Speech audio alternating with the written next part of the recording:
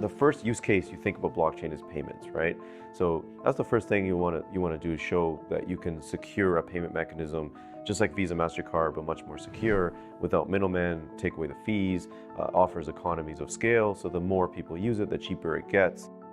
The way we view the future of value in the long term, 3 to 5 to 10 years, we view layer 1 blockchains will essentially become like the new republics. These will be the new mechanisms where all the value is going to proliferate to the future. There'll be the layer 1 blockchain, there will be the mining market, there'll be the dApps, and there'll be tokens.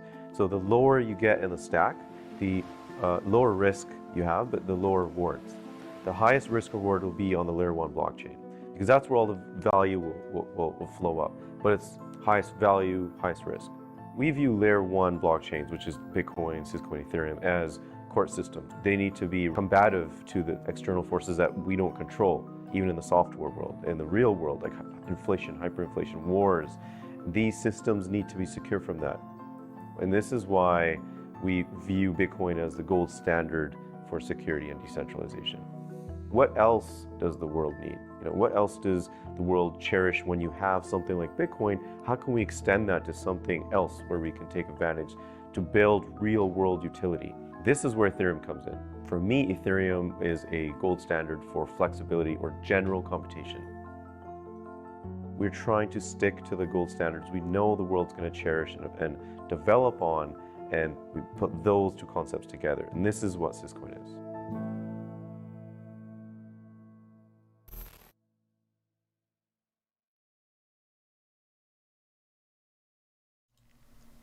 Ladies and gentlemen, I am that Hotep Jesus dude. Welcome. Hope everyone's doing well. Shout out to my sponsor, Syscoin, the best of Bitcoin, the best of Ethereum, combining merge mining and ZK rollups. I know for some of you that sounds like a bunch of gibberish. For the guys out there who are in blockchain, if you want to build on the world's best blockchain, according to Hotep Jesus, go to hotepjesus.com/Syscoin or go to hotepjesus.com, hit the Syscoin button, and to take you to a form. Fill out the form. The guys at Syscoin will reach out to you shortly. They're incentivized to do so because you building on blockchain helps them. Best thing about Syscoin is it handles the sort of trilemma of blockchain, which is having decentralization, speed of transactions, and also security, and also having cheap transactions. Nobody wants to pay, high gas fees. So once again, that's hotepjesus.com/Syscoin. Check that out. Today's guest, one of my favorite personalities, hilarious guy, Sam Tripoli. Brother, how are you? Good to see you. Thank you so much for having me on your show. Oh man, thank you for coming on. Thank you for having me on your show. I always I'm very humbled when people are like, "Hey, Hotep, you want to come on my show?" And I'm like, "Yeah, hell yeah, I'd love to come on your show." Because in this world, sometimes you just feel unimportant. So coming on your show is definitely an honor. If you guys haven't, check me out. I've been on Cash Daddies. And what was the other show you guys got? Is another one. Tinfoil hat. Yeah. You came. You dropped the hammer, and it was great. And it was a lot of fun, and the crowd, the audience loved you. And it's always fun to collaborate with like-minded people who, maybe come from, different perspectives on everything and kind of try to find common ground. And, what I really like about the space that we're all in is like people working together now. I feel like there was a time, I came from the comedy podcasting world. And, I've been doing stand-up since I was 22 years old. I just turned 50. Right. And there used to be very much a boxing mentality when it came to comedy. It was like, I got to get mine and you can't get, if you get it, then I'm not getting it. And, with podcasting, that kind of changed the game. And I feel like when I first got into conspiracy podcasting, that there was a lot of boxing mentality. And now it's good to see that everybody's doing each other's shows and, building a community together. So it was an honor to have you on my show. I appreciate that. When you say boxing, you're saying that there's some competition? That, there's boxing, you're in the ring by yourself, it's mano a mano, and there could be a champion, even though there's multiple belts, but the belief there's one champion and everybody else is vying for him. And that was very much comedy in the 90s to the early 2000s. It was very much, I gotta get mine, because there was no outlet. So there was like one TV host, there was one special being given out, there's a couple acting gigs out there. And once those are filled, those who didn't get it were out in the cold. And, I'm blessed, man, that I've been a part of some pretty amazing movements in art and entertainment and content creating. And, as part of this movement, which is called Death Squad comedy, which was started by Brian Redband, under the Joe Rogan umbrella. And that was the first time you started to see like really edgy comedians starting to do edgy podcasting, because a lot of the podcasting was very nerd oriented in comedy at that point, was more of an extension of the industry and what like Comedy Central and FX and HBO was looking for. And it was the first time like edgy comics who were kind of dirty on stage were talking about dirty comedy and edgy points. And this was like 10, 12 years ago. And I think it kind of changed the game. And at one point, the Comedy Store in Los Angeles was the mecca of comedy and comedy podcasting. So, but, COVID changed everything, and we're in interesting times right now. But it was a real blessing to be a part of two, like, really incredible artistic moments in entertainment. Yeah, when I think about competition, it goes back to the philosophy: if there's something you don't like, change the way you think about it. So competition can be scary. We're dealing with scarcity in that instance. And what I have and what I teach people is that there is no such thing as competitors. You have market partners. Because if you enter a market, all you're doing is inflating the market and making it bigger and inviting more people into the space, which means when I get there, you sort of warm the crowd up for me. It's not cold. And so that's how I look at it. So I don't have that scarcity mindset, especially with podcasts. It's like, oh, you got a great podcast, it's doing well, cool. Like, more power to you. Because if you got people listening to podcasts, now they're more likely to listen to me and turn off the cable, I agree with that 100%. A great example of that is in San Diego. San Diego has become a wonderful comedy city. And what's interesting about it is a lot of people think comedy comes from misery, right? But, how much misery can you have living in San Diego, California? But, there's a gaslight district, which I call the white Miami. It's white Miami. It's like everybody's young, attractive, good looking. And there's the Gaslight District, and there's one block where there's 3 comedy clubs on this block. And you would think there would be like a little bit of cutthroat, but in reality, they've kind of found out that each one services a different part of the comedy hierarchy. And when one sells out, everyone just goes down to the other comedy club and buys a ticket there. And if 2 of them sells out, 2 of them sell out, you have a third club that you can go watch comedy at. So they kind of all have this symbiotic relationship with each other. And yeah, man, I used to have a very much a scarcity model mindset.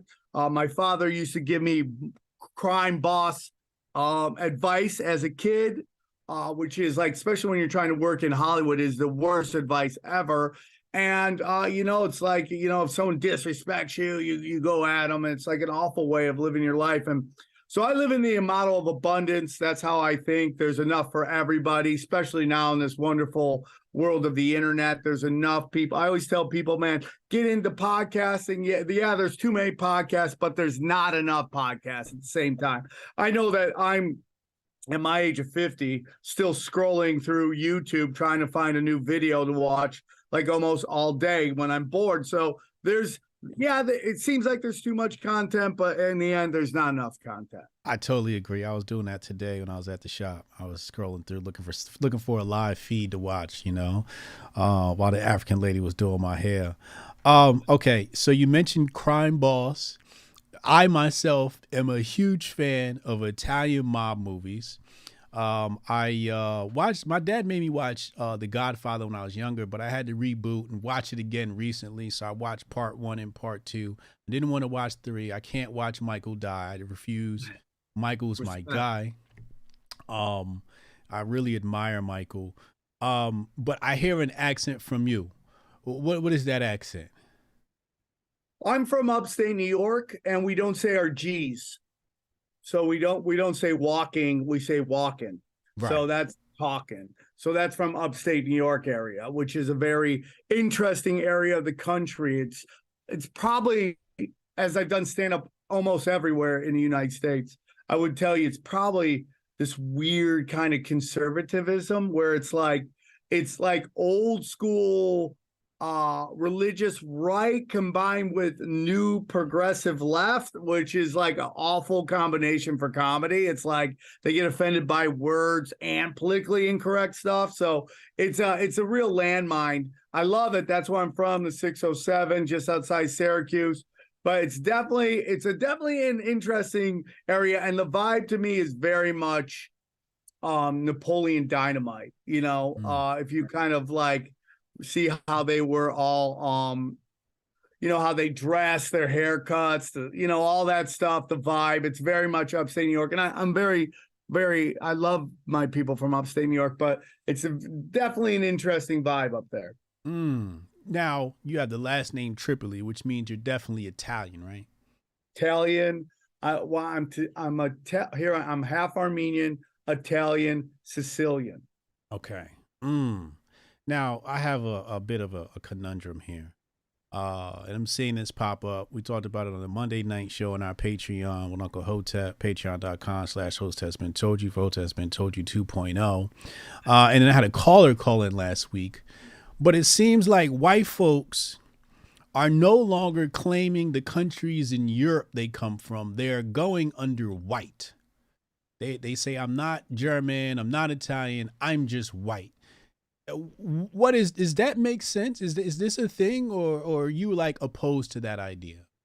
I find it interesting. It's a great question. I do find when I talk to younger people, I'm like, what's your ethnic group? They're like American. I do find that very interesting.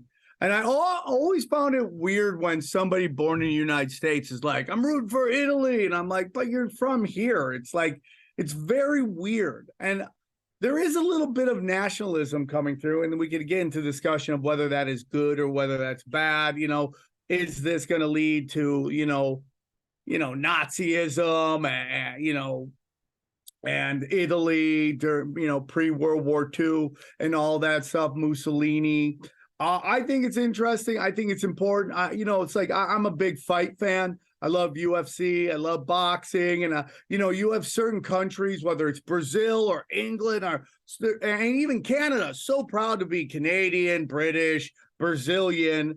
And for some reason, America, for a very long time, that was very much frowned upon. To be like proud to be an American, especially in sports. So I found it, I think it's a refreshing thing. I do. I'm okay with that. I mean, at some point, like my daughters are like Italian, Sicilian, Armenian, Irish, Scottish. At some point, you're just listing too many things and you're just like the whitest girls in the Valley of Los Angeles. I have super white daughters. It's unbelievable. Well, I don't have a problem with you saying you're American. I have a problem with you saying I'm white. Right? I get that too. I can get that. I can understand. Like I use the term black. I use the term white, right? But I like specificity sometimes when we're having those hardcore conversations, right? It's like when we're talking, for example, this came from a video the other day where they said they had Friendsgiving. And people from different ethnic cultures had to bring things from their ethnicity. So a Jamaican girl brought in, brown stew chicken. The Spanish girl brought in, burritos. And then the white girl shows up with American pie. And they said white, like that was her designation, white. And I'm like, wait, you mean American?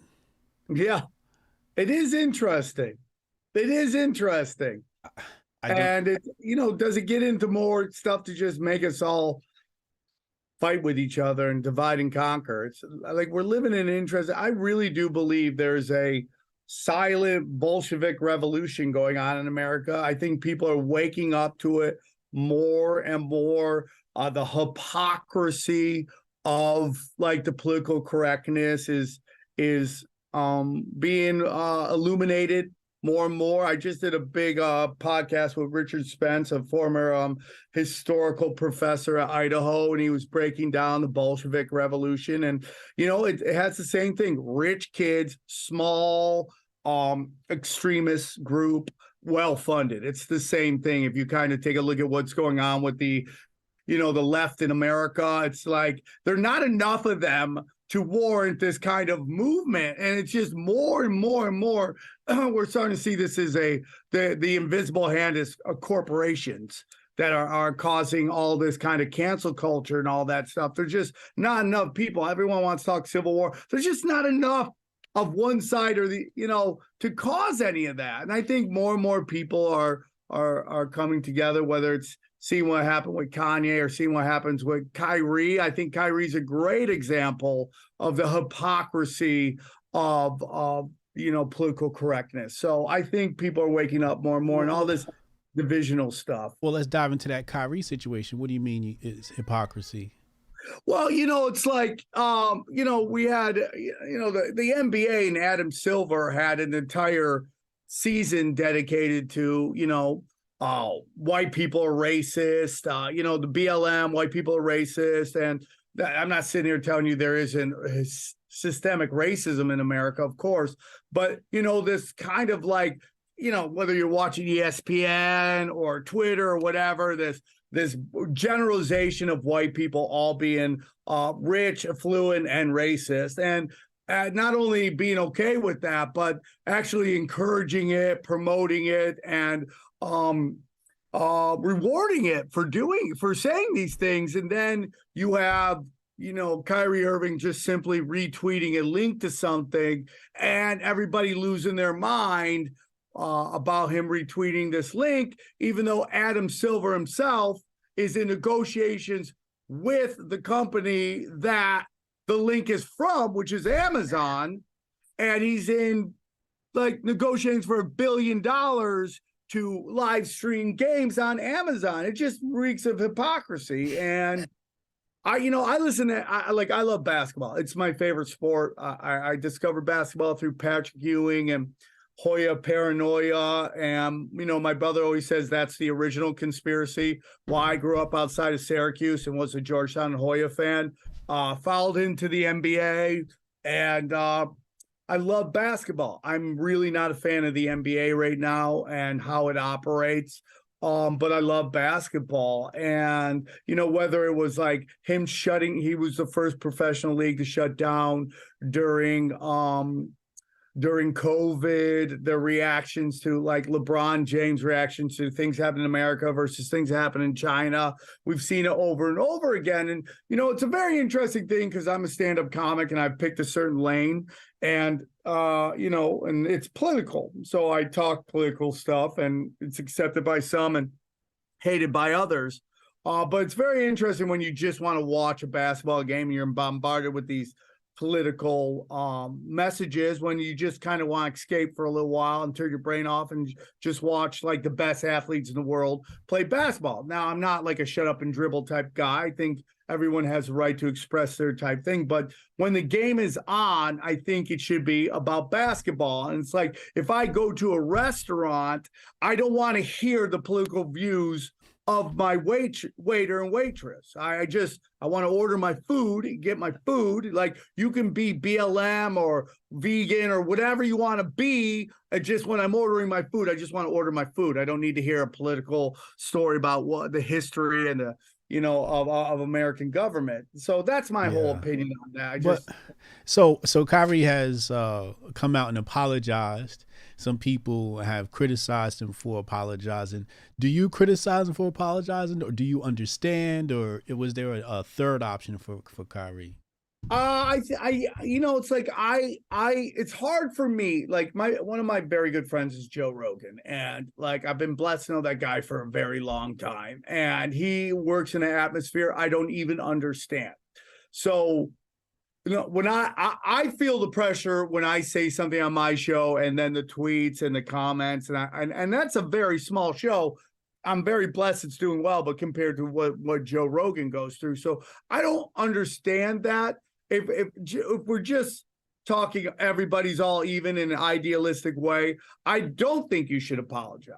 But I also don't understand that the pressures from all sides going on. Now, I do listen. I love the basketball so much. I listen to the NBA radio on Sirius Radio every day, even during the off season. I listen to it. That's how much I love basketball. And there's people on there still holding, excuse me, Kyrie accountable for not getting the vaccine, even though the data says he made the correct decision. Like, the data's out there. So either you're willfully ignorant or your algorithm's lying to you. But either way, to still hold Kyrie, hold that decision against him is laughable to me. So I just feel that there's a lot of people around him going, dude, here we go again, another season. Just get out of the way. But I think at the end, they just want a head on your, they want your head on a stake. I had a good friend of mine named Tony Hinchcliffe, and he's a good friend, and he kind of went through cancel culture. There was some comments made about Asian because the guy opening for him was Asian and made some ridiculous comments on Asians, and he was kind of calling him out on it, but it was cut, framed, and the internet went nuts on him, and everyone was calling him. And everyone was calling him, telling him what to do. And I was just like, never apologize. Never apologize. Now, on Kyrie's level, it's just something I don't understand what's happening there. But if we were talking in an idealistic world, I would never apologize. Yeah, I agree. When I see things happen at that level, I'm like, I don't even know what it's like to be in that space. So I can't really judge somebody in that space until I get there. So I get that. What about, I want to talk about Ye, and then I want to talk about Chappelle's monologue on SNL. What do you think about the Ye situation? More particularly, he went on Drink Champs. Drink Champs took the episode down, but Ye said, I could come up here and I can say what I want, and Adidas can't cancel me. And then Adidas cancels him. Yeah. Why do you think they're able to do this? What? Well, it gets to like, so, I mean, I get in conspiracies. I'm a conspiracy theorist. I believe in Khazarians. I believe that Khazarians are very much real. I think, I think there is a movement to protect a group of people, but it's not Jews. Like, for me, like, I hate generalizations. Now, if you want to get any, what's going on with, again, Kanye, I am not necessarily, I don't have any inside information, and I'm not on that level, so I don't understand. But what I think is going on personally is that his mother passed, and then his wife is not allowing him to see his kids. And if you have children, that is absolutely devastating. And that happens a lot more than people understand in our court systems. And this is not against women. I'm sure that we have a ton of single mothers come here and talk about garbage fathers out there. But that's a narrative that's accepted, right? That, absentee fathers, they're garbage people, blah, blah, blah. But nobody really talks about how when a mom wants war, she can have war. And the courts very much favor women, and he's not getting to see his kids. And that, to me, is very devastating. I know a lot of guys that are going through that right now. The mother just decided it was over, and she picked holy jihad, and they're dealing with that. And if you get the wrong judge as a man and a husband or a father, you could be in real trouble. And I think so this all comes together. We have his trainer. Now we're starting to find out stuff about his trainer. This guy was Canadian, into psychological operations. We've seen his past clientele. It's not good, and it's super shady. So he was in an atmosphere that, again, that I don't really understand. Probably was surrounded by a lot of Jews. I mean, Jews. If you kind of get into the history of why is this weirdness with Jews? There was a time where Jews were not allowed to participate in society and business. They were just ostracized. And like any group, they kind of huddled around and started helping each other, and they started filling in the cracks of society where certain people didn't want to do certain jobs. They would pick those jobs. And part of that is, banking and charging interest. That was against, religious people's views, and they were okay with doing it. So they started filling in these gaps. And at some point around the 1500s or 1600s, they were suddenly given full rights. But now they had this way of operating, and they continued that, and people get upset with that. And I know a lot of Jews, and I love a lot of Jews, but there's a lot of stuff going on with that. Jews are wonderful people. They're very blue collar. I know a lot of broke Jews. This notion, my biggest issue with Jew media and all that stuff is that any group moves as a whole. They're like the Borg. I just don't agree with that. And I kept that energy, the same energy, from when people were like white supremacy, white privilege, all that stuff. This notion that all people they all move as one. Like there's not a bunch of broke ass white people in the Appalachian Mountains that like can't do jack shit. And so when people are like white privilege or white people run the government, I go, those people hate me as well. They're not letting me into their private parties and stuff like that. Everything I had to fight for and earn and stuff like that. So I don't like generalizations. I also think the Jewish community doesn't do themselves any service by automatically defending all Jews at all time for everything. I think they need to take a step back and go, listen, this guy might be Jewish, but he's doing this because he's an asshole who just happens to be Jewish. And I'm not going to defend what he's doing. They do that a lot with Israel. It's like I get in a lot of discussions with my Jewish friends. I live with a Jew for 20 years. My girlfriend's Jewish.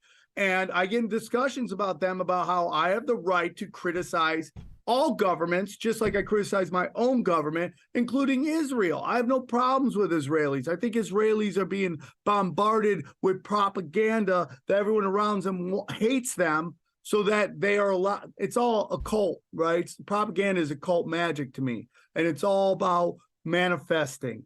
And you convince people that they have a problem, and they manifest you to save them. So I think the defending of Israel at all times does not do anyone any service, because they're allowed to get away with things that if other governments were doing it, we would lose our minds. I have no problems with Israel. They have the right to exist. They're obviously a country. Zionism was that Israel has the right to, the Jews have a right to a homeland. They have it. For me, just like BLM, feminism, I think Zionism was hijacked by some dark forces and weaponized and used as a tool to create division and make us all fight with each other. So that's my opinion. Yeah, no. I hate the fact that many Israelis have been subjected to the inoculation program after the pandemic. And you're starting to see a lot of adverse effects. A lot of studies are coming out of Israel. Have you seen those studies? Yeah, well, yeah. I mean, that's the greatest example of how they don't all move as one. Right. Right? I mean, it's just the way it is. And they and now it's coming out that the Israeli government knew that this vaccine not only didn't work, but was actually extremely harmful. And not only did they push one shot, two shots, most likely 3 and 4 shots. Yeah. So that lets you know everything, that it's like, it's just these elites versus all of us. And I do think people are waking up to it more and more. Yeah, no, I totally agree. I was talking to my friend about that. I'm like, you can't say Jews. You can't do that, right? Because then on another hand, you'll complain when they say black people are violent. And then you want to be like, nah, not all black people are violent. Yes, exactly. So you can't do that. And I think every group of people has a 1% that sort of represents them, right? When we think about black people, we have a 1% that is dominated in liberal media that sort of puts this idea in people's heads that this is what black people want. Like, we want reparations, or we want welfare, or we want to get rid of guns. And it's just like, nah, I kind of like guns. Or the biggest one for me is capitalism's evil. I'm like, what? Like, black people love money. Yeah. And it's like, there's a lot of people who pulled themselves out of their situations. And that we can get into all that, because I think what we're going through right now is a spiritual war. Okay. Mhm. And if you're asking me where we live and what we live on, I would tell you that we live in a haunted house. And Okay. some of these areas are more haunted than others. And some of these places that are really bad, let's say Yemen and stuff like that, I do not condone what's going on there. But I wonder if it's something beyond my control. And like, even if you look at like really poor areas of anywhere, a lot of times when someone in those poor areas gets successful and make a lot of money, what do? They tend to move out of that area. And the question is it because they're being selfish, or is that the game that gets played and your job is to get out of that haunted area of the haunted house? I don't condone what's going on, but maybe these things are going to we're here before we got here, and they'll be here way after we're gone. So I tend to look at it like that. Like when you look at it from a spiritual perspective, all of this stuff, and you look at it more as a spiritual war over that these people want to control us and they want all the money and all the power. Well, they already have all the money and they already have all the power. They can print all the money they want. So I don't think that's it. But when you take a look at, is this a spiritual war? Are these people working with fallen angels? Is this created by the demiurge to, be a false reality? I don't have the answers to all that. I'm still looking into that. But when you take a look at it that way, you tend not to have any, disclaimers. Okay, this doesn't talk, but it tends to all really, the pieces of the puzzle tend to all really make sense. Absolutely. Let's talk about nationalism. You talked about nationalism before. I was on Cindy Johnson's show on Saturdays. Did She Say That on Sirius XM Radio, Patriot Radio, and we talked about nationalism, and she had some disparaging things to say about nationalism. I think she had some very valid points. However, I'm not exactly sure if nationalism is a bad thing. Where do you stand on nationalism? Very interesting, because there is a history where nationalism got out of control, and then it became, when you look at like what Mussolini did with fascism, and that the country became bigger than God. That's eventually where it all ends up going to communism, and that the government replaces God, and it's all about God and your country. So in that sense, there is some danger to that. But I also believe that a sense of pride of where you live and the things that your country have done. Like we only seem to get mad at nationalism when it's with America. That's it. That seems to be where the problem of nationalism comes out. We always harken back to the Nazis. I see nationalism in Canada, Latin America, Mexicans. Even when Mexicans come here, they still love Mexico, and they got the pride, even though there's third or fourth generation Mexican, never lived in Mexico, they're waving the Mexican flag, I have Puerto no problem. Ricans. Right? It's just it's very interesting. I understand the danger. Like for me, man, I don't think American lives are more important than Iraqi lives or Yemen lives or Mexican lives or Brazilian lives. I think we're all universal consciousness, Christ consciousness, divine spark. When it comes to business, I like, if an American company invented this thing, I would like them to stay in America and hire Americans. I would like that. I think there's been a long con game being done. I think if you study what happened to the indigenous of this country, the natives, you see what happened to Black America. That's being done right now in suburban white America. Is the NAFTA getting rid of all the jobs, flooding of drugs and alcohol, and the destruction of the American family. All that is done purposefully to break down generations of knowledge and love being passed down from generation. It's all part of the cultural Marxism. So I think nationalism in some senses is really good. I think it's important. I think people should have pride in who they are and where they come from. And I can understand some fear about it as well. From my research, Germany, Russia in particular, they had some form of feudalist government, right? And you have the Tsar, and then you have the Kaiser in Germany. But particularly with Russia, once you have the Marxist Bolshevik Revolution, and they, murder the Tsar and his family allegedly. Obviously, the country is hit with massive famine. A lot of people are dying, but there was a huge mourning over the family. Huge mourning. The people of Russia really loved that family, and so my question is feudalism a better type of government than a democratic republic? Because that's basically what both of those countries did after they forced the Kaiser to abdicate, and then they installed this democratic republic. But it seemed like people were happier under a king or royal family.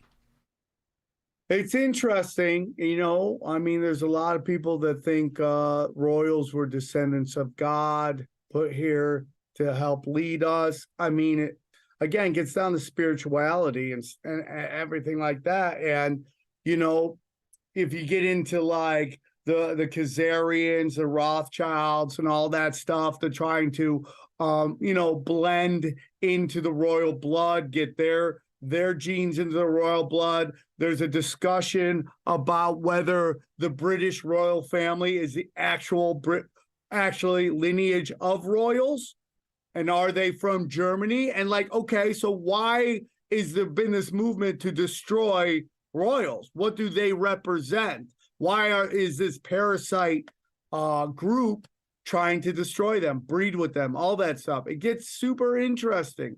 And I don't know what makes people happy. When I take a look at like the left and how they operate and how like they're always telling us how to live and what's this idealistic way of living, but they seem miserable. They're all on pharmaceuticals. They're numbing themselves out. And I don't draw it. You're like, you want to tell me how the world works? Tell me how many pharmaceuticals you're on first. If you're on like a bunch of pharmaceuticals to deal with your life, then you have no clue how to live your life. And so I don't know what the natural order is. There's a lot of things that happened in the past that we've been told were negative and bad. Maybe royal families loved the masses and took care of the masses, and we've been told that they were bad people. And, this group in England that seems to be the face of royalty is like not real and really like meant to have us or meant to paint a bad picture of royalty. It's definitely interesting. Okay, so where do you see the country going then? We obviously see digital Bolshevism. We see Marxism inflating at a rapid pace, especially over the past few years with the pandemic. Paint the picture of what America looks like 50 years from now or 100 years from now. It is super interesting, man. It is super interesting where we're going. I'm somebody who thinks we're winning. I believe if you talk to astrologers, Vedic astrologers, we're entering an age of awareness more and more. I personally believe if they were really in control, the elites, the occult, the black magic, whatever you want to call it. I don't think there's black or white magic. I think there's only intention. And these are secret occult groups that are trying to run everything. I think if they really were in charge the way they want us to believe, they would have shut down the internet. Or they would have completely and utterly locked it down so you couldn't find somebody like Alex Jones at all, in any way. Yeah. That you couldn't even go to the deepest, darkest parts of the dark web and try to find him if they really had everything on lockdown they want to. I personally think we give them too much credit. They were able to operate without us knowing because there was no way for us to get the information. I think the internet has changed that. I personally believe the future is bright. I think if I ever get to a point where I think it's doom and gloom, you probably won't hear from me again. I'll probably just stop podcasting and try to figure out how to live off the land and get ready for whatever craziness comes. But I think people are waking up to it more and more and more. I think it's harder and harder for them to pull their old tricks. They've tried it over and over again. I think if they had it their way, we'd be in World War III, dropping nukes, Russia, Ukraine. That's not happening, even though they keep trying to manifest it. Oh, dude, we already got boots on the ground. Boots are already on the ground. I mean, we might as well do it. Boots are on the ground. And like nobody's falling for it. I mean, even with Trump, they were like, oh my God, Iran attacked our drone. Oh my God, the drone's gone. The thoughts and prayers to the drone's family, and like people are like, dude, you're doing the exact same thing you did with weapons of mass destruction. We're not falling for it. That's just my opinion. It could go the other way, but I see things getting brighter. I just do. I make no illusions on what Trump is. I have zero faith in any of these people, but I think that people are waking up more and more to how there's no R's and D's. There's just two wings of the same dead bird. It's all George Bush death cult, in my humble opinion. So I think people are waking up more and more. I think what's going on in Arizona is super interesting. That now you got a bunch of counties going, we're not certifying this election. And they're just like, yep, Hobbs is the winner. And maybe that's a game. I do think you're seeing more and more of them trying to install candidates that nobody really likes in an attempt to break us and be like, we get our guy in no matter what. And I think people are waking up to that more and more, and it's going to be harder and harder for them to pull this shit. And hopefully Europe will wake up, because it seems like they're just on fast track to digital IDs and all that stuff. And hopefully they will wake up to it. But I still have hope for here. I think the beauty of having states and state rights, people are waking up to it more and more. California may be lost, but we saw a couple Republicans win, and we'll see what happens. I agree that the white pill is happening, right? And I think the biggest indication was the pandemic. It seemed like they were in panic mode, and they're like, wait, we have to accelerate our program right now because we're losing control. So I totally agree with that. Let's talk about Trump versus DeSantis. This is a huge topic. Can I just say one thing real quick? Yeah.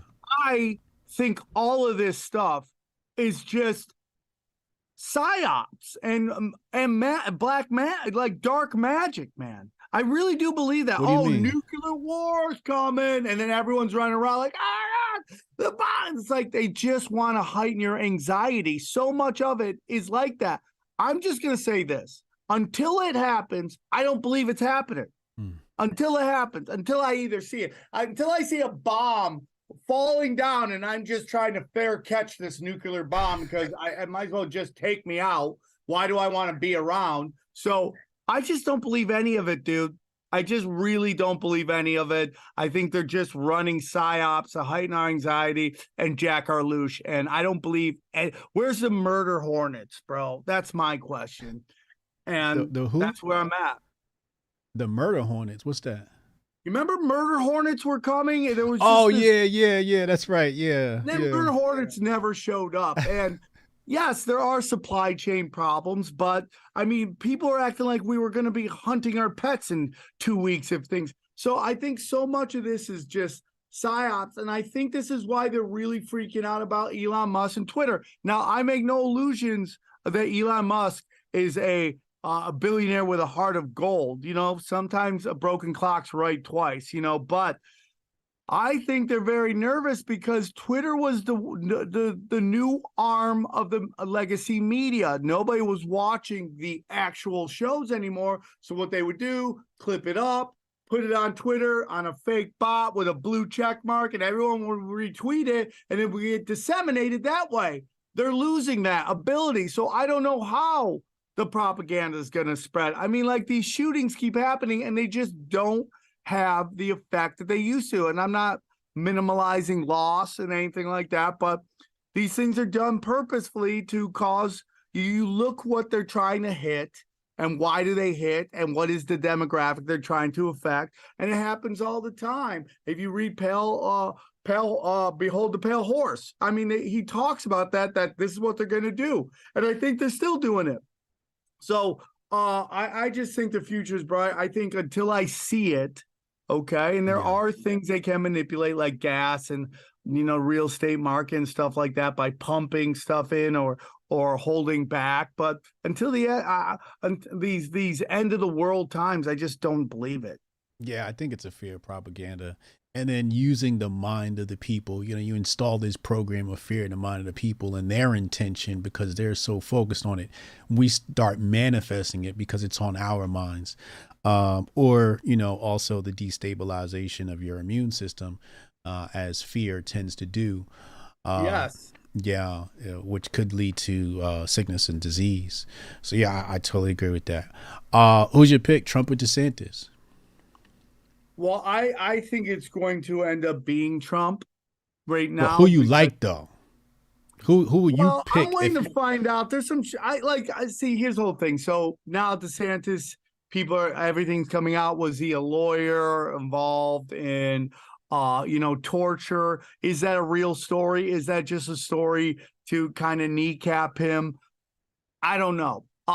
Are all the swamp creatures coming out like Paul Ryan and Jeb Bush to get behind him? Because that'd be really dumb. Because say whatever you want about the right and all that stuff, or conservatives, but man, I think they do it right in a sense. And I'm an old school liberal, which I think is kind of libertarian right now, but they tend to do the thing that you're supposed to do, which is pull out your energy, your focus, your attention, and your money out of the system. And that's how you hurt it. And you see it happening with Hollywood all the time. Hollywood, it's not about losing money for them because they just print money. They're losing the whole thing, which is the ability to manipulate your views on certain things and run psyops on you. Now that nobody's watching any of their stuff, they're freaking out. So that's what happens with the conservatives. So if it's true that DeSantis has all these guys behind them, Jeb Bush and all the rhinos, I think he's in trouble. I think he should sit back and see what happens with Trump. Maybe. I don't know, man. It's very interesting. I make no illusions of what Trump is. I think he's done some crazy stuff. And, there's a prophet out there. His name is Eddie Bravo. I call him the Prophet Eddie Bravo. And he talks a lot about what he thinks Trump did with warp speed. And there's times where I go, I don't know, Eddie. I think you're just drinking the Kool-Aid. And then after a while, I'm like, damn, dude. Damn. I think you might be onto something. And he talked about how Trump pushed this vaccine very early, called it warp speed. And the reason he may have done that is because he realized that this was going to be a 10-year plan. A 10-year plan to slowly over time pull this stuff out to get to 2030, right? But now if you force it out, they're forced to push it out quicker. People wake up to what's going on. Yes, some lives are going to be lost, sadly, but it's a wake up. And I start to believe in this a little bit more and more, because we know all the data's out and we see people, you just had the Dying Suddenly movie come out, which if you haven't watched that, it's like insane to watch. I couldn't finish the end when they were getting into babies. I'm like, I can't do this. So I had to stop, but it's really well done movie. And I think everybody should spend some time watching it. Yeah. But you see the way these globalists keep pushing this narrative like we don't have data. And it makes me think that is kind of a plan that they wanted to roll out over time. Oh, dude, we're going to create this treaty where the CDC can take over all the countries when another pandemic comes. That got shot down. And, we're starting to see now that the CDC was like, yeah, we vote that COVID has to be one of the vaccines that kids get. And already people are freaking out on that. And you see in San Diego, they lost in a court that you had to be vaccinated to go to school. So we're starting to see that this narrative is dying. But why are they still marching forward? Why am I listening to sports and we're having booster ads running like we all know how dangerous the booster is? So it's very interesting. And Eddie Bravo, I trust. I always say this, he's a prophet. And so I think it's interesting. So Eddie Bravo is basically saying that Trump pushed Operation Warp Speed to expose the agenda faster? Yes. Interesting.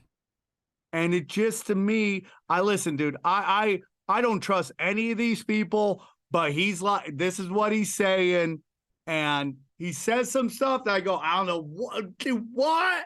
And then it turns out like there's some, I'm like, damn, the prophet's right again. So I just go off the fact that, and he brings up that Trump's his own sons, who he loves, are constantly shitting on this vaccine. Yeah. Constantly.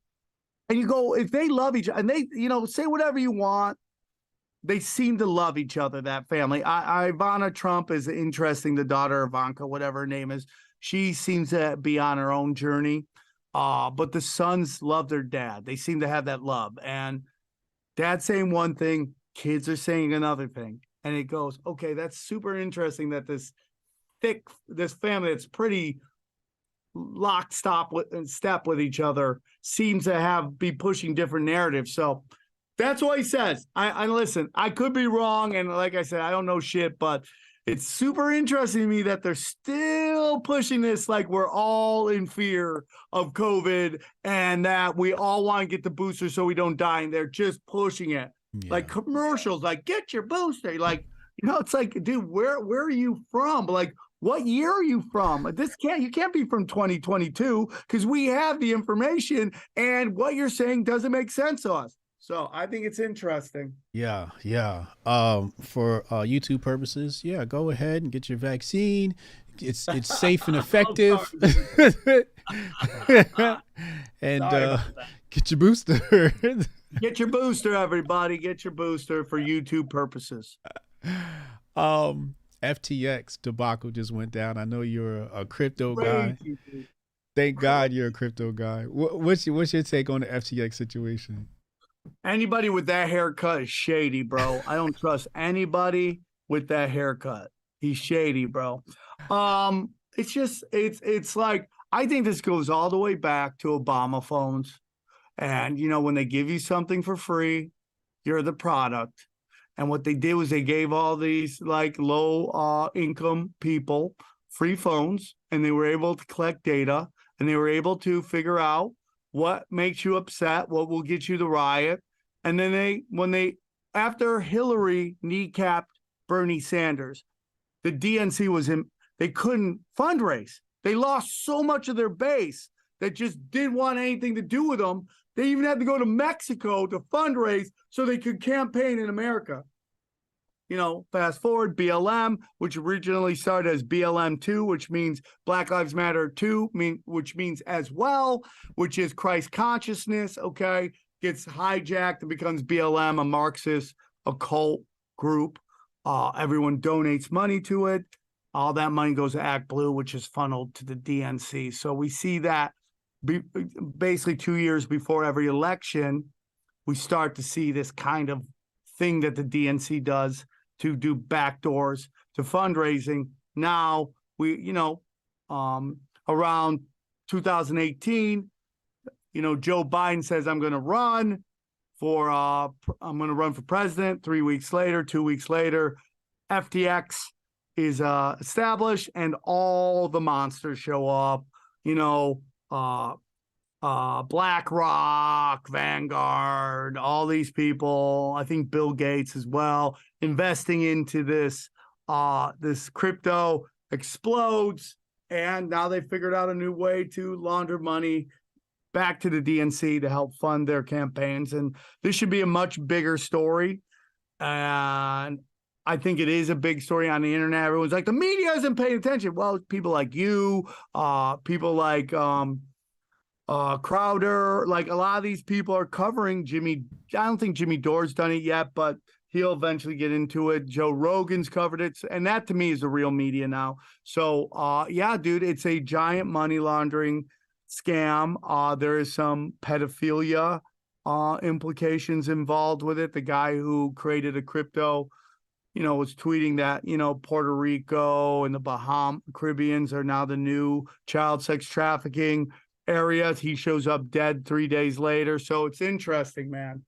It's interesting. What's the ugliest thing that you notice about Sam Bankman and FTX? The thing to you, like if you were to run into somebody on the street and you really wanted to alarm them and say how big this story is, what's the leading thing you would point them to in regards to this whole matter? Well, I mean, there's a lot of there's a lot of pedophile symbolism going on. I think the biggest thing is the Ukrainian money laundering that's going on. It's like, once you start to see, they tell you what happened, which is Biden gets in. So I have this theory, man, that the powers that be have things in motion. And I think every election is rigged. Sometimes they got to rig it more than others because they need certain people in the White House when certain things are going to go down. So George Bush versus Al Gore in Florida, they needed George Bush in the White House because they needed Dick Cheney in the White House to control NORAD and basically lay down the framework that was already in motion for 9/11. Okay. So they needed Dick Cheney in the White House. So they had to get George Bush in. It was not about Al Gore being a good guy. He's a scumbag too. He's part of the Club of Rome. But they needed Dick Cheney in the White House. I think they needed Joe Biden in the White House for the Ukraine, World War III, and all this stuff. And so because it was going to be a giant money laundering thing, and they basically created FTX for two reasons. One, to launder money. They would send billions to the Ukraine, and then Zelensky would turn around and buy millions and millions and millions of dollars, billions of dollars worth of crypto on FTX, which he would turn around and give to the Democratic Party. He'd also give to the Republican Party. And you would have to do that if you wanted to seem like you were very much playing both sides of the equation, right? But he gave way more to the DNC than he did to the RNC, and there are some rhinos, obviously, in the RNC, and I make no illusions that the RNC is anything more than, a second wing to a dead bird. But that is it, and then he pulled out all of his money, and they might have done this whole thing with FTX to try to bring in crypto regulation. And it's kind of crazy that the day after the midterms, that's when it all crashes and burns. So there's this great video out there, and I got to find out the guy who made it, but he basically broke down what happened. And he said that everything that SBF did was already illegal. You don't need to regulate it because it was already illegal. Money laundering, taking illegal funds to fund politicians, stealing money, giving it to yourself. All that stuff's already illegal. So this could have been done to basically bring in regulation on crypto. Right. Dear YouTube, all U.S. elections are righteous, and they are, I believe they are valid. I don't know who this Sam Tripoli guy real. is. Also, Viva la Ukraine. Please send your last penny to Ukraine and please help the Ukrainians. Support the Ukrainians. Let them have honest elections like the United States has. Yes, absolutely. So on the FTX topic, right? There was something else you said that I wanted to clean up too. But I knew what I was getting to. Vaccinations work. The Ukraine is just fighting for their lives, and the Russians have invaded them illegally. Yeah. Putin's a bad guy. He eats puppies. Okay. Right. Elections are real. They happen. They happen exactly the way we're told by CNN, CBS, and NBC. Okay. Real elections for real Americans. Okay. And thank you, election process in America, for being the most honest elections we've ever had. And Bin Laden did 9/11. Bin Laden did 9/11 for sure, 100%. Dick Cheney did whatever he could to stop it. Trying to keep my job at Fox alive here. FTX, right? Some people are speculating that this could have been an op to bring about regulation. you did touch on that. I had Jag on the channel from Syscoin, and what he's basically saying is that a lot of these ideas of propaganda, missions of propaganda, are trying to scare people from crypto. Do you see people being fearful of crypto now? Because before, I know, especially on the right, some of the boomer conservatives were like, I invest in gold and silver. And now they're like, ha, ha, ha, you see what I told you about crypto? It's bad. Are you seeing a lot of that still? Dude, I have hundreds of thousands of dollars locked into Celsius right now that I can't get out. There's a lot of fear in the crypto. And I think a lot of that is done on purpose to get us out of that. There was Wild West. It was fun. People will never understand how much fun the first, maybe 2 years of crypto was, right? Where it was just like, hey, dude, buy this dog fart coin and, and then it 10X's and you're like, oh my God, I made all this money. It was so Wild West, right? And now it's just kind of gone crazy. I think people are afraid, but maybe that's what it need to be. It's like it got wild and we need to regulate ourselves. So I pushed a lot of crypto. I'm somewhat hesitant right now till it figures itself out. I am very nervous about regulation. I don't think regulation's good. It's like why I like food trucks, man. It's like, yeah, I love restaurants, and maybe a food truck has an unfair advantage over a restaurant because restaurant has to follow city ordinance, But I also know you have to have a shit ton of money to get all the permits for a restaurant. So the fee of entry makes it very hard for the average Joe or Jane to get into the restaurant business. But a food truck, you can kind of get the ball rolling. And I have friends of mine, Dave's Hot Chicken, they started a food truck and now they're opening 70 restaurants. So regulation makes it harder for the little guy to get in. So I'm anti-regulation. I don't know what the answer is to things like Celsius and SPF, or excuse me, FTX. I don't know, man. It's kind of crazy, but I do know people are afraid. When I look at FTX, I don't even see, I don't see cryptocurrency in the FTX situation. I see mismanagement of funds at a hedge fund, traditional mistakes. And you touched on this before, where this stuff was already illegal, what he was doing, right? Yes. The crypto was, to me, seems sort of secondary to the fact that he opened up a company that was, with his father's help, funded by Vanguard, BlackRock, all these big institutions, which right there is just a red flag, how you just get that type of money. But then he takes out a loan for $1 billion to himself. Yeah. Takes the money and buys houses, right? And I don't see crypto. I think he could have did that with any sort of startup dealing in financial services. He could have did this with traditional money, right? Because it's all make believe anyway. It's just numbers on the screen, whether you're dealing with traditional finance or crypto. 100%. It's no different than fractional reserve banking and fiat money. And people are like, oh my God, your crypto's gone down. I go, you may not believe this, but your fiat money's gone down. You look in your bank account, you see 80 grand. That's not 80 grand from 5 years ago, or 80 grand from 10 years ago, or 80 grand from 20 years ago. Okay? Go try to buy something with 80 grand and see if you can get as much as you did 5 to 10 years ago. It's just not. You just see a number that resonates with you. I think the biggest thing that these crypto exchanges or anybody in the crypto world has to do is we have to figure out how to make crypto more accessible to everyday living. Because what's happening right now is that people are buying these digital currencies, they're exploding, and then they're selling them again for fiat money that they could use in everyday life.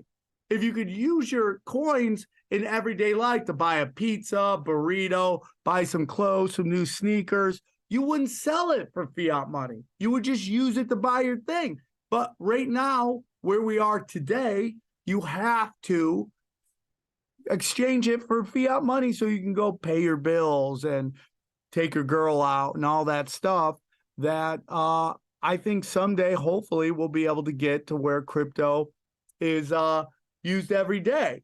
Yeah. And that, I think that's going to come a point, and it's going to happen. We're going to talk about that in a second. But real quick, the FTX situation is basically how traditional banks run. You put your money in, and then they loan it to other people. Yeah.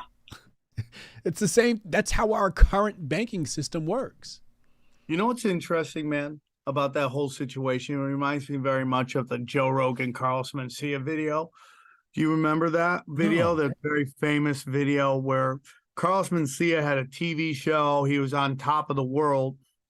And Joe Rogan introduces a friend of mine named Kurt Fox and says that Kurt Fox is opening up for Carlos Mencia because Carlos was stealing jokes from a lot of people. Okay. Well, Carlos runs up on stage, grabs the mic from Kurt Fox, and starts screaming at Joe Rogan. Joe Rogan walks back on stage, and they go at it. And I consider, and there's a video of it, you can watch it. I consider that a snuff film because Carlos Mencia's career was never the same after that. And it was a slow decay. Now, the whole reason I bring that up is because Carlos made that happen. His ego was not his amigo, and he ran up and did something that if he hadn't done it, who knows where his career would be today. He self-inflicted wounds. Same thing with SBF. SBF was trying to get regulation of Binance. Binance, the guy who ran Binance, had a ton of money in FTX. Finds out this guy's trying to get him regulated. He's like, dog, I'm out. Pulls his money. And that's when the run happens. If FBS hadn't gone after this guy, we may never be talking about this story. It was self-inflicted wounds. So true. So true. The other conspiracy theory is CBDC. That this FTX situation has accelerated the need and want for a central bank digital currency. And we saw that last week. I covered the Regulated Liability Network out of the company SETL, who basically is running the technology, and they use the Great Britain's pound as an example. But how do you talk to people about CBDCs and central bank digital currencies?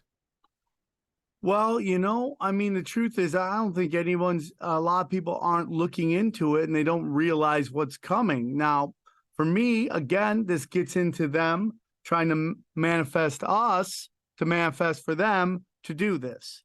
Okay. And they're already talking like it's a done deal. Oh yeah, man, Fed digital currency already coming. Nothing really you can do about it.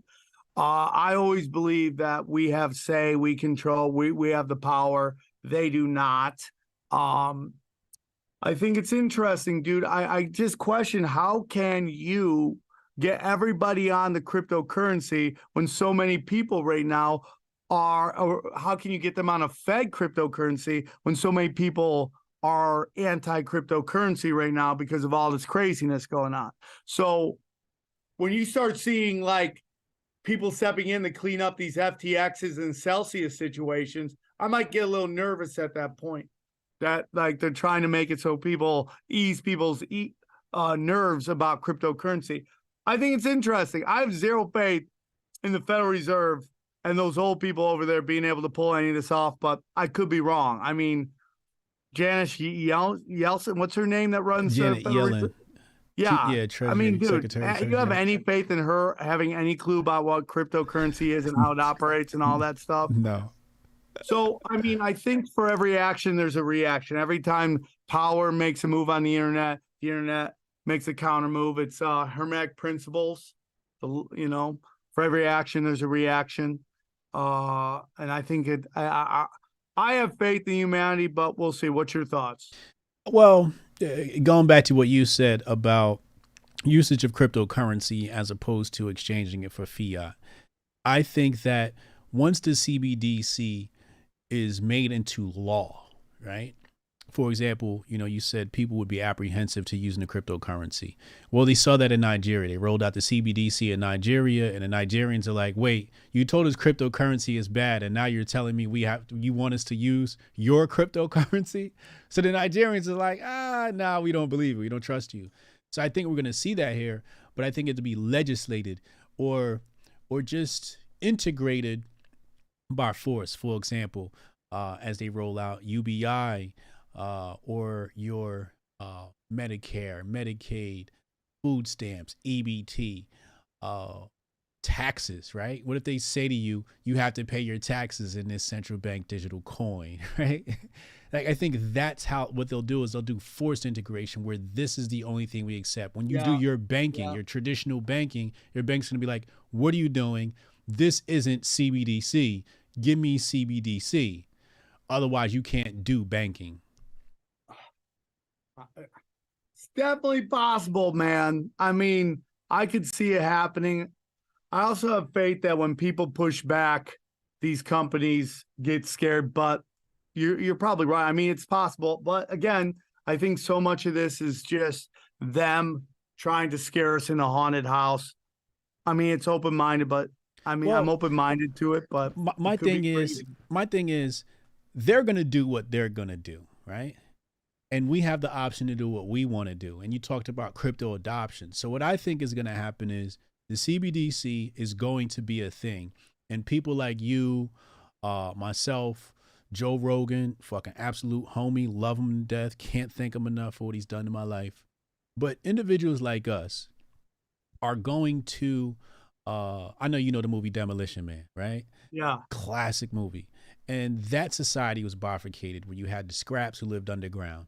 And that to me is more of a metaphor for people like us where it's like, okay, you have the mainstream way of doing things, but us in the underground, we're going to transact in Syscoin or some other digital currency, right? And then we're not going to use your CBDC. We're going to transact in our digital coin. And I think once people get the wind of the dangers of the CBDC, they're going to start transacting in these digital coins. And I also think something will come along, whether it's going back to gold or something that's going to allow people to make transactions off the, Federal Reserve ledger, that there's going to be able to be a black market for things that can't be traced. I think that's going to happen. There's some digital currencies out there that people, what's the one that everyone thinks is really off the grid? Here, I got some right here. Let me see. Monero? Yeah, Monero. So they think Monero's off the grid. We'll see, dude. I mean, I own a chunk of it. I haven't sold any. I just hold on to it. But yeah, we'll see what happens. I always think that life finds a way. Yeah. Love finds a way. It always, there's always going to be some smart motherfucker out there that just figures out a way to work outside the system, and people will start doing it. And just like drugs, when they made drugs or booze illegal, people found a way to make that happen. There's always going to be some broke motherfucker who figures out how to make $1 in a way transactioning in the black market. Yeah. You touched on some of the Italian culture. I'm a huge fan of studying cultures, and I love that whole Italian mob era. Not the bad thing, killing people on us. Of course that stuff's bad, right? But I think the organization aspect of it is very fascinating. Yeah.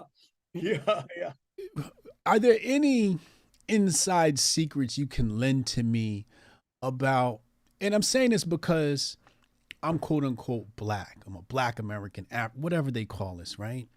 And when we look at how we operate, I see us as disunited in some aspects, not all aspects, because we're united in many fronts. But I see a disorganization. And when I think about organization, I always say, why can't we operate like the mob? Where you got your, you got your godfathers, you come to the round table, and and we organize like that. Are there any secrets you can give me without, you know, Well, them putting like that's a very interesting. I've been thinking a lot about this, like how we operate now, and you know, this is gonna sound crazy. You know, we've completely taken out the threat of violence out of society. Very rarely is there any violence. I mean, now I'm not saying the crime doesn't happen or murder doesn't happen, but it's like we've gotten away from this kind of belief that snitches get stitches. You know, that if you get out of pocket, you'll get chin checked and all that stuff. And it's allowed people to start acting out of pocket. We see that happen a lot. And a lot of people, especially in our modern day culture, they don't understand the difference between fame and infamy. And you can be infamous, but you're not famous.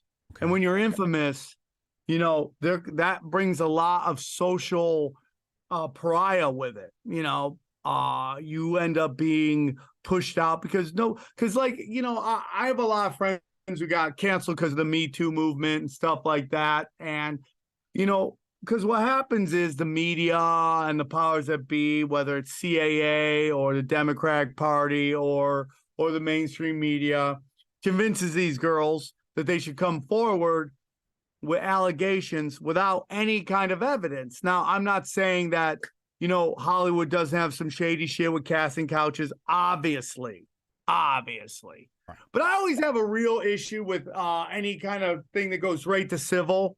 There's no criminal court and we go right to civil. I'm like, that's super interesting. If this horrible trauma happened to you, why are we not going to court? Yeah. Why are we going right to civil and you try and get that money? And a lot of these things that happen, and a very good friend of mine was a victim of this, is no evidence was put forward. A story was put out with zero evidence. Nobody was there to corroborate it, and he lost his career. Now, what happens is that a lot of these girls, these women, excuse me, their careers aren't where they want them to be.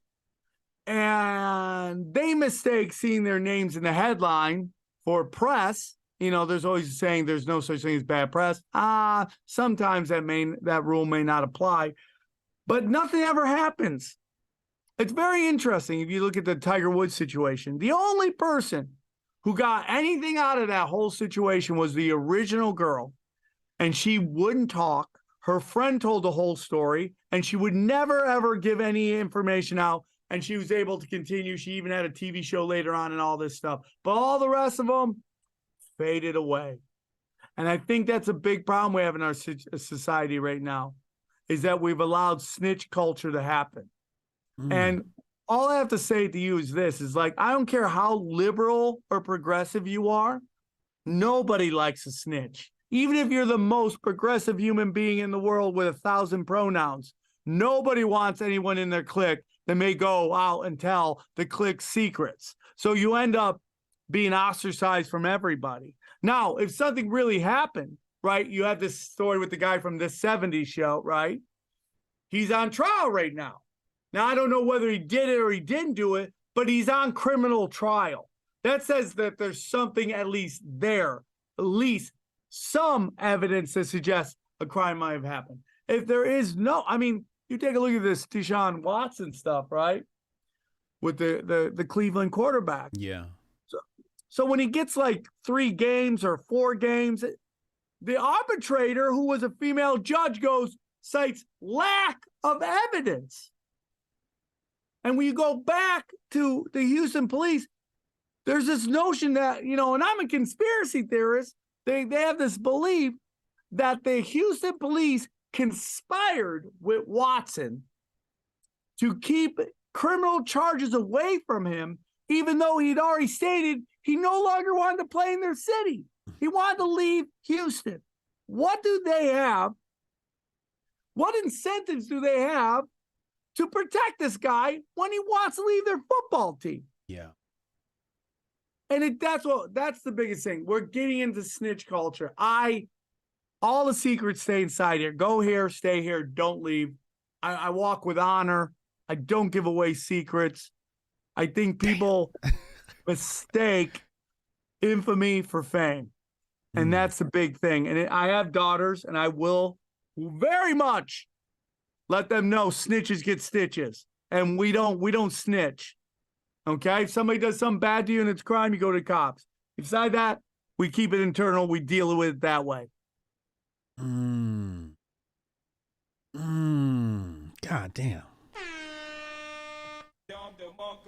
Snitch culture. It's bad, dude.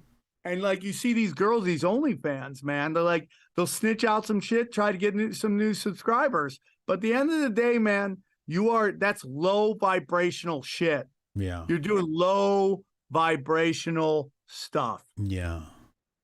Yeah. All right. So we're going to get into super chats and start to land a plane here. But I want to touch on this topic. You just remind me. Debauchery and lechery and all this women exposing themselves, right?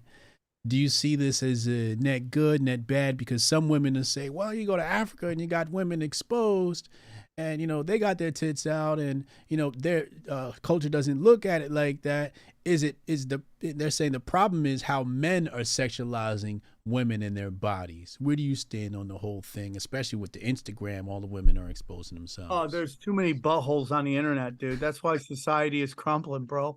Guys can't get anything done. There's like the infrastructure can't get fixed. Crime is up because guys are just staring at new buttholes every 2 seconds. I just can't deal with it, man.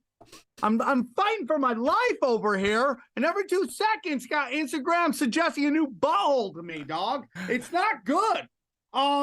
Listen, man, you go to Africa, there's a very much a nature thing to it. There's nature. They're not gyrating in ways to elicit a certain response from men. We all know what's going on. We see, you know, African tribes and how they're operating and what OnlyFans are doing. It's like this kind of race to the bottom. What is the vibration of what you're doing? Is it high frequency or low frequency? You know what's going on. I have no problems. I see pornography and women in a kind of a way. I think pornography is the #1 female sport on the planet. Okay. A lot of these girls come from very bad upbringings and are trying to change their life. They have a physical gift like an athlete and they're exercising. And the reason we see a little different than the other ones, yes, there might be some societal views that go into that. But I don't know, man. There's something about pornography. When women quit, they talk about how they wish they never did it and their life went to shit.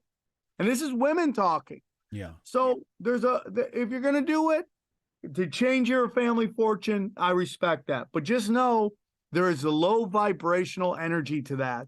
And you are letting in low vibrational people. Now, I struggle with drugs and alcohol. I struggled with sex addiction. I still work on those daily. Okay.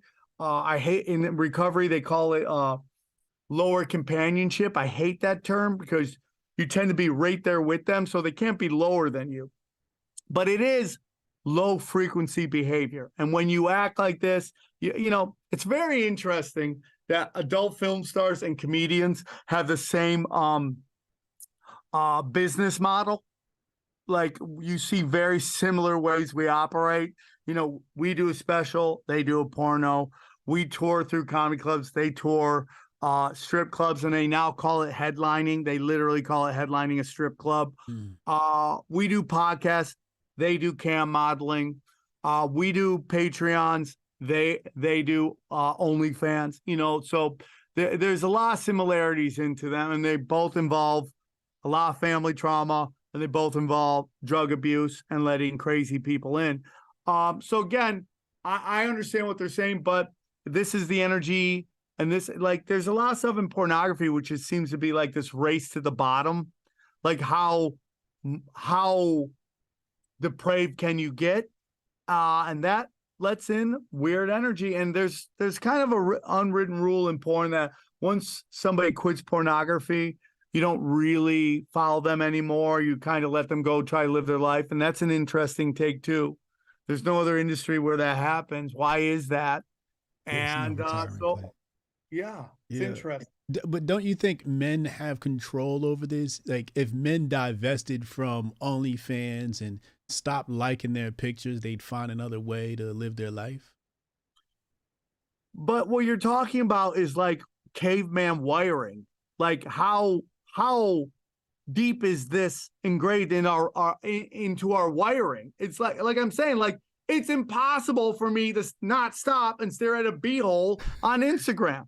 It's impossible. And I'm just staring at it because I'm not meant to see this much beehole. Like your grandpa saw one. It was your grandma's, and she was embarrassed when he saw it. Now it's like currency and collateral used to exchange goods and ideas. And it's just like we're not meant to see that. It's too much. It's too much.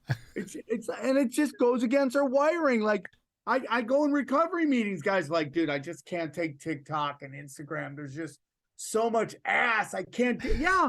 And you don't want to watch it, but your caveman wiring has you lock in on it. Because back in the day, and I don't even know what history is. I think most of it's a lie. I don't even know if the story of caveman is real. I don't know.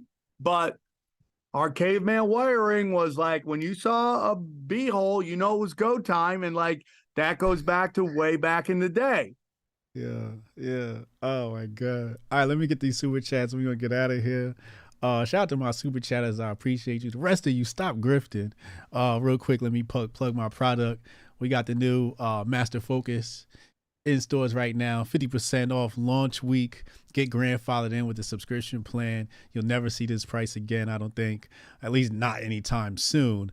But yeah, half off. The subscription plans is my secret formula for how I keep my brain sharp, concentration, memory, focus, flow, and most importantly, it just keeps me in a good mood. It's a lot of mood enhancers in here, and it's 100% all natural. It's herbs, nuts, and mushrooms.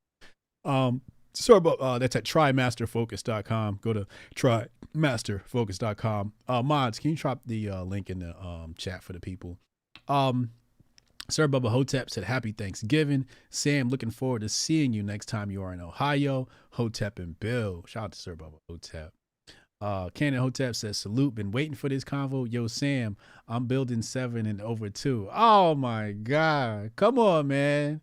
It's Bin Laden. Damn it. Y'all better get your act together. Bin Laden.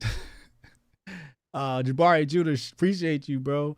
Diesel Mayweather, he said Tinfoil Kufi on deck for this one. You already know. Rudy the Vet Russo, 2 of my favorites. Hotep and Build, I'm here to rock. Appreciate you, man. Thank you. Emmanuel Presley said there are lizard people everywhere. There are lizard people everywhere. Power bottom. Steph Colonel. I've seen a lot of monkeypox jab ads pop up in Newark recently. Oh boy. Top Lopsy says Sam dropping a hammer of the gods. Boy, did he. Sheesh. Sketch Therapy said comedy cuts deeper than swords and blows up harder than bombs without hurting anyone. That's why it's the most feared art. If you add a serotonin angle and it's downright healthy, am I right? Yeah, I think you got something there. Shout out to my rumblers. Last question before we go here. Dave Chappelle's monologue. How masterful was that to navigate such touchy subjects, man? He's the GOAT, man. He's the GOAT. He is the GOAT. It's not even close. He's the greatest to ever do it. Yeah. No, I mean, nobody has more like legendary bits. No one's had a longer career. The only person maybe they can get close to him is George Carlin. That's it. But I think he's passed him a long time ago.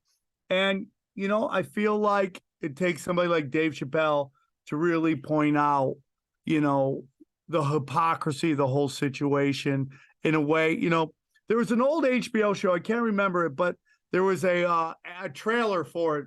I remember watching on HBO, and they had a line in there, and that always stuck with me. And it's get them laughing, slip them the truth. And that's what Dave Chappelle does really well. And again, going back to what we talked before, you know, if you get mad at Jew slave ships, but you're okay with white supremacy or white privilege, you are brainwashed by cultural Marxism. All generalizations should be bad. Everyone should be judged on individual basis. It's very hard. That takes a lot of work and a lot of training to do that. But that is what should happen. Like you said earlier, every group has some bad apples. We should just judge the bad apples and not the group. Ladies and He's the gentlemen, best. he is the best. Ladies and gentlemen, Sam Tripoli. I have his links in the description box below. Follow him on Twitter. Follow him on YouTube. Go to his comedy shows, comedy specials. Sam, what you got coming up? We're gonna do some shows together, dude. Yes. I was talking to Sam before we got on here, and I've been working on my comedy skit and or bit, and piecing together a 5-minute bit. And so yeah, I'm supposed to be in New Jersey, I think the second week. Let me find the date. Okay. Second week of February. So you should come and do a spot in one of my shows. Why not? All right, we'll set that up, dude. We'll make it happen. Let's do it. 5 minutes of thunder. You can get 10 minutes if you want. Take your time. Have some fun. All right, I'm a master 5 minutes, then we're gonna go from there. All right, dude. We'll make it happen. It'll be a good time. Hell yeah. So look out for Sam Tripoli. I'm Hotep Jesus. I'll see y'all in the next one. Hotep's been told you is tonight, not tomorrow. Tonight, because tomorrow's Thanksgiving. We want you to enjoy your time with your family. So we're back tonight with Uncle Hotep we're starting off with an incense battle. So make sure y'all show up for that. I'm Hotep Jesus. Hit the subscribe button. This podcast, an audio version, will be on Apple, Spotify, all those. You can get those links at hotepjesus.com/podcast. I'll see you soon, y'all.